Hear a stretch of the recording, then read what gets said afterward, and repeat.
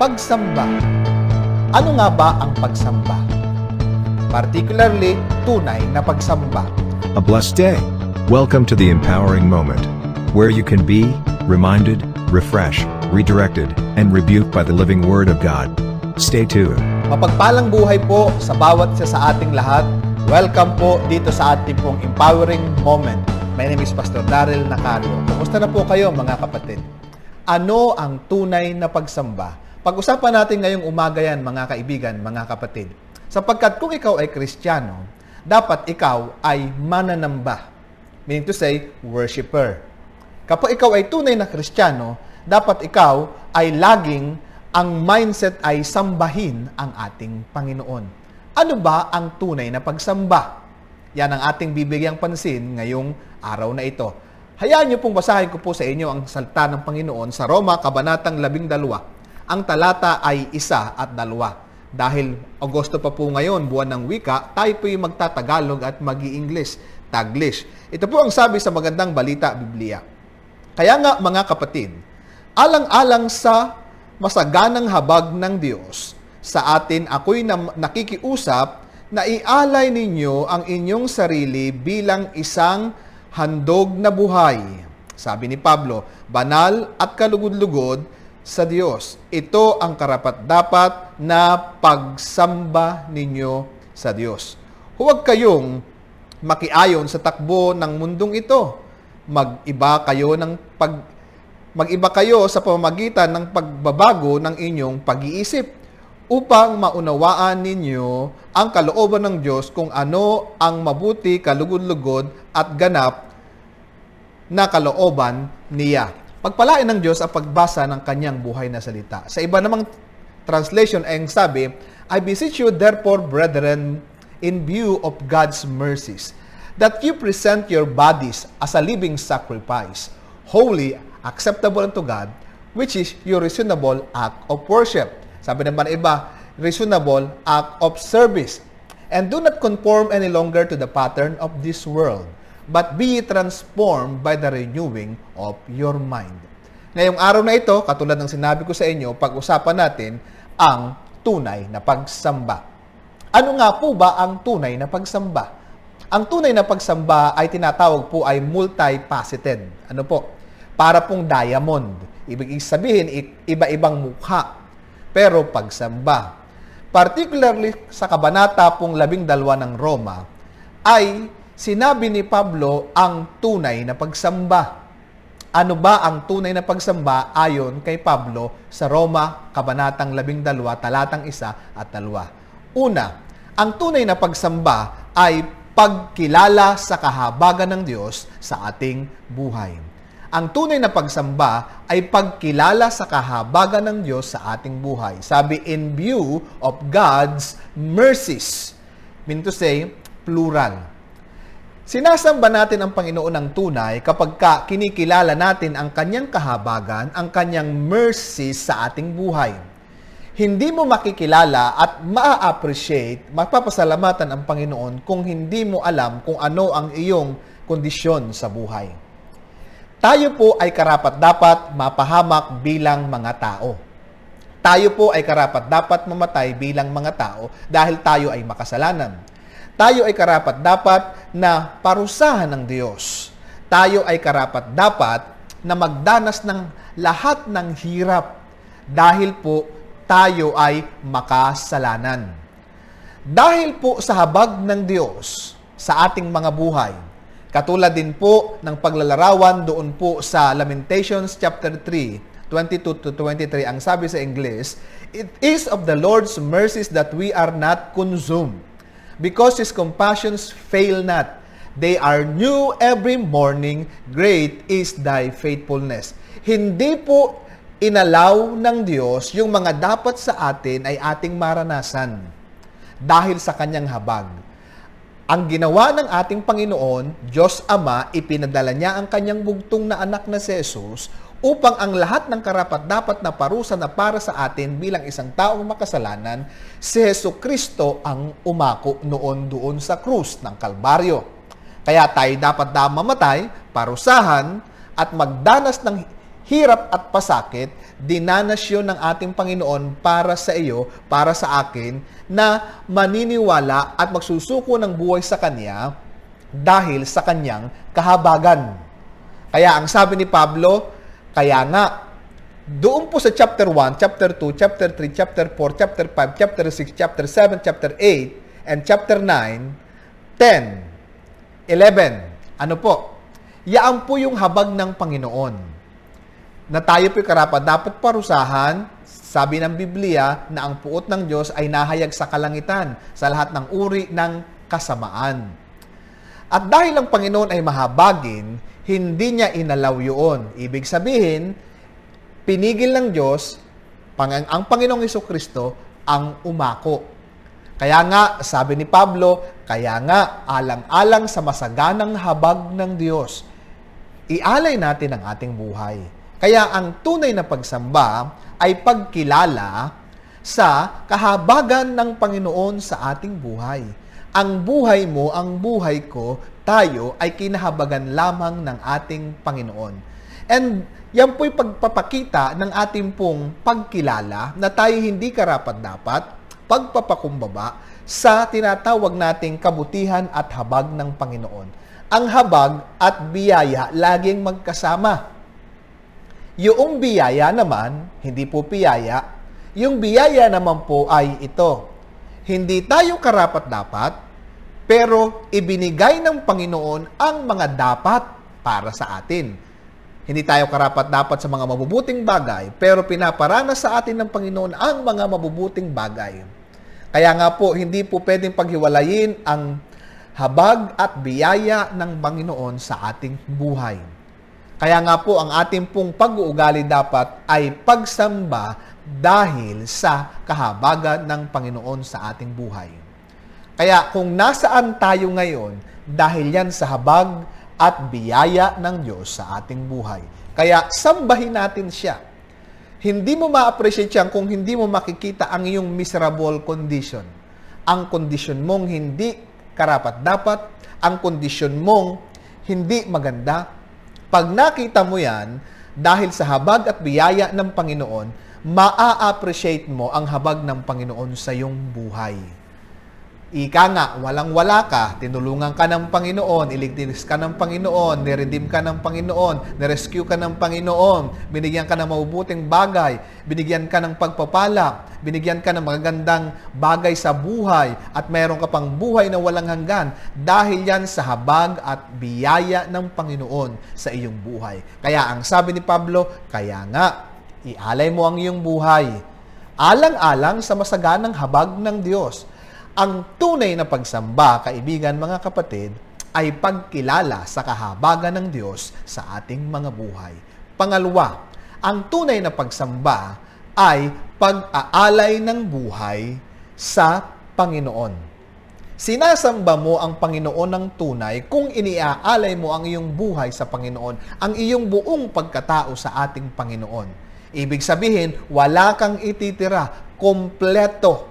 Sabi doon, in view of God's mercy sa English, that you present your bodies. Ang ganda po ng English at Tagalog kapag ka ating kinukumbine, lalo ho nating nauunawaan. Sa makatuwid, mga kaibigan, mga kapatid, hindi ka sumasamba ng tunay kay Lord kung ang iyong buhay ay hindi nakasuko sa Kanya. Hindi ka sumasamba ng tunay sa Panginoon kung hindi ka fully surrendered, completely surrendered to God. Kaya ang tunay na pagsamba ay pagsubmit, pagsunod sa standard ng ating Panginoon na ang sabi kalugod-lugod, banal. Sabi po dyan, karapat-dapat. Tanungin kita, kaibigan, ang buhay mo ba'y karapat-dapat? Ang sagot natin, hindi ho lahat. Hindi ho. Pero alang-alang. Dahil sa habag ng Panginoon sa iyo, nakakaya mo ngayon na ialay ang iyong buhay sa ating Panginoon. Ibig sabihin, pati vices mo, pati tampo mo, ialay mo kay Lord.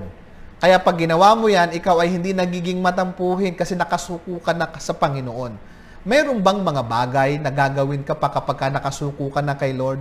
Wala kang magagawa kundi sundin ang kalooban ng ating Panginoon. Sinusunod mo ba ang kalooban ng Panginoon sa iyong buhay? Kung sinusunod mo ang kalooban ng Panginoon sa iyong buhay, yaan ay pag-aalay ng buhay sa Panginoon, pagsusuko ng buhay kay Lord, ibig sabihin, sinasamba mo ang ating Panginoon. Pangatlo, ang tunay na pagsamba ayon sa ating talata ay pag-iwas sa mga bagay na di kalooban ng Diyos. Pag-iwas sa mga bagay na di kalooban ng Diyos. At ano yung mga bagay na hindi kalooban ng Diyos? Yung pakikiayon sa takbo ng mundong ito. Ano ba ang takbo ng mundong ito? Ang takbo ng mundong ito ay pagiging makasarili, mapagmahal sa kalayawan, mapagmahal sa kamunduhan ayon sa 2 Timothy chapter 3, 1-5. Mayroong form of godliness pero walang pagbabago sa kaniyang buhay.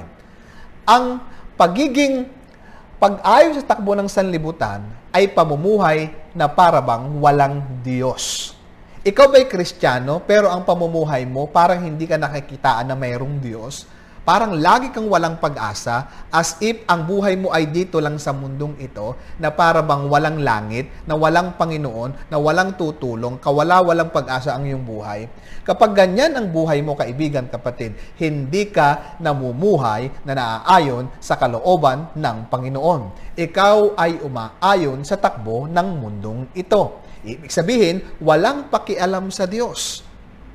May mga ilang Kristiyano na kapag kalinggo, parang hindi Kristiyano. Walang pakialam sa mga bagay na kalooban ng Diyos, katulad ng pagsimba. Ay ngayon po ay pandemya, hindi man lang makakonek kahit po sa tinatawag po nating virtual. Pero ang ibang bagay, kaya niyang gawin.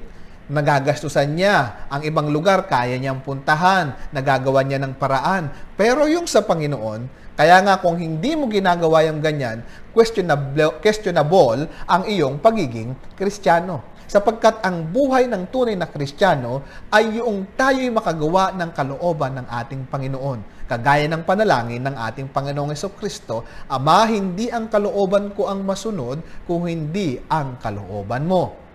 Yaan po ba ang inyong mga panalangin sa inyong buhay?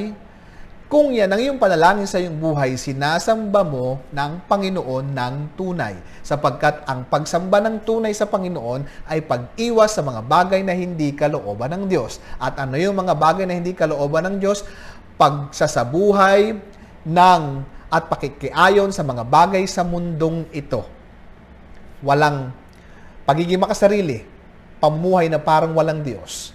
Kung ikaw ay Kristiyano na namumuhay ka na parang walang Diyos at parang walang pagbabago sa iyong buhay, mas mabuting balikan mo muli ang iyong pananampalataya kung tunay kang Kristiyano o hindi. Pang-apat, ang tunay na pagsamba ayon sa ating talata ay pagbabago ng buhay or pagbabago ng kaisipan. Sabi doon, do not conform any longer to the pattern of this world, but be transformed by the renewing of your mind. Pagbabago ng kaisipan. Paano ba magbabago ang ating kaisipan? Allow the Word of God to shape your mind. Hindi po yung filosofiya, ideology of this world ang ating mindset, kundi the philosophy of God, the philosophy of the Bible. Allow the Word of God to shape our mind. Even kayo mga kabataan, kayo po madalas ay nasi-shape ng mundong ito because of PSP, because yung mga laro sa mga tinatawag po natin sa mga kamundong bagay, nakukonsume na ang ating kaisipan. Hindi ho masama yung mga bagay na yan eh. Kaya lang nagiging masama kapag pinagpapalit na natin ang pinakang mahalaga sa lahat, which is the Word of God. Kaya nga po, ang tunay na pagsamba ay pagbabago ng kaisipan. Kapag nagbago ang iyong kaisipan, magbabago ang tingin mo sa paligid. Kapag nagbago ang iyong kaisipan, magbabago ang iyong pamumuhay. Magbabago ang iyong pananalita. Magbabago ang lahat sa iyo kapag ginawa mo yan. Ang tanong, paano magbago ang aking kaisipan, Pastor? Una, meditate the Word of God. Basahin mo ang salita ng Panginoon gabi at araw. At anong katulad mo kapag binasa mo ang salita ng Panginoon sa gabi at araw? Sabi ng Awit, Kabanatang 1, Talatang 3. Ang katulad niya isang punong kahoy na natanim sa tabi ng batisan, sariwa ang dahot lagi namumunga sa kapanahunan, at anumang gawin ay nakatitiyak na magtatagumpay. So, magtatagumpay ang iyong buhay kapag inilagay mo ang iyong salita ng Panginoon sa iyong isip at sa iyong puso. Sabi po ng Psalms 119, ang salita mo sa puso ko iingatan, talatang 11, upang hindi magkasala laban sa iyo kailanman. Your word I have hidden in my heart so that I will not sin against you. Kolosas kabanatang 3, talatang 15 hanggang 16, ang salita ng Diyos itanim natin sa ating isipan, sa ating puso. Sabi po ni Pablo. Pangalawa, kinakailangan mo maging intentional. Papaanong intentional? Maging intentional ka na magbasa ng salita ng Diyos. Pangatlo, ano po ang dapat mong gawin? Huwag mong lagyan ng iyong kaisipan ng mga bagay na basura, salita ng Diyos. Ibig sabihin, never think negative thoughts. Sabi nga, sa wakas mga kapatid, dapat maging laman ng iyong isipan ang mga bagay na totoo, marangal, malinis, kaibig-ibig at karapat-dapat. Ayon sa Pilipos, kabanatang 4, talatang 8. Anong nilalagay mo sa iyong kaisipan? Sabi nga nila, garbage in, garbage out. Kaya nga, ang tunay na pagsamba ay pagbabago ng kaisipan. Tanungin kita, kaibigan, nasamba mo na ba ang Panginoon? Ang pagsamba, lifestyle. Ibig sabihin, kahit wala ka sa simbahan, sapagkat ikaw ang tunay na church, sinasamba mo ang Panginoon. Kaya madalas kong sinasabi, bawat tahanan, sambahan, at bawat tahanan dapat mayroong Kristiyanong tunay na mananamba. Kaya nga ngayong pandemyang ito, sambahin mo ang Panginoon sa espiritu at katotohanan, sambahin mo ang Panginoon ng tunay sa pamamagitan ng pagkilala ng kanyang kahabagan sa iyong buhay, sa pamamagitan ng pagsusuko ng iyong buhay sa Panginoon. Number 3, sa pamamagitan ng pag-iwas sa mga bagay na hindi kalooban ng Diyos. At pang-4, pagbabago ng kaisipan.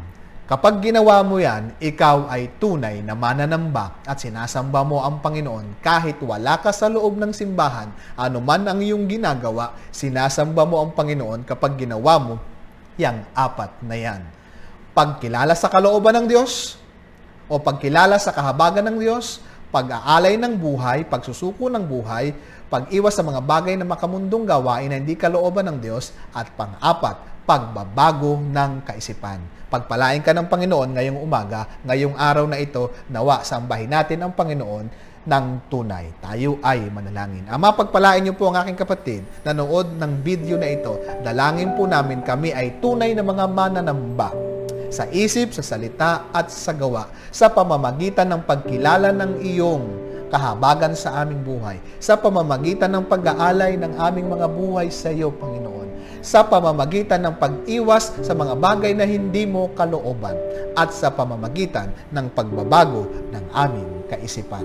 Pagpalain mo ang bawat isa, ito ang aming padalangin sa pangalan ni Jesus. Amen and Amen. Pagpalain ka ng Panginoon, mga kaibigan, mga kapatid. Pakibahagi po itong video na ito sa inyong wall para marami pa po ang maabot. Yan lamang po ang tangi kong pakiusap sa tunay na mananamba ng ating Panginoon. Wala ka dapat ikahiya sa mabuting balita, sapagkat ang mabuting balita, ang kapangyarihan ng Panginoon sa ikaliligtas ng sinumang naniniwala sa Kanya, una sa mga Hudyo at sa mga Hintil, ayon sa Roma kabanatang 1, talatang 16. Pagpalaing tayong lahat ng ating Panginoon.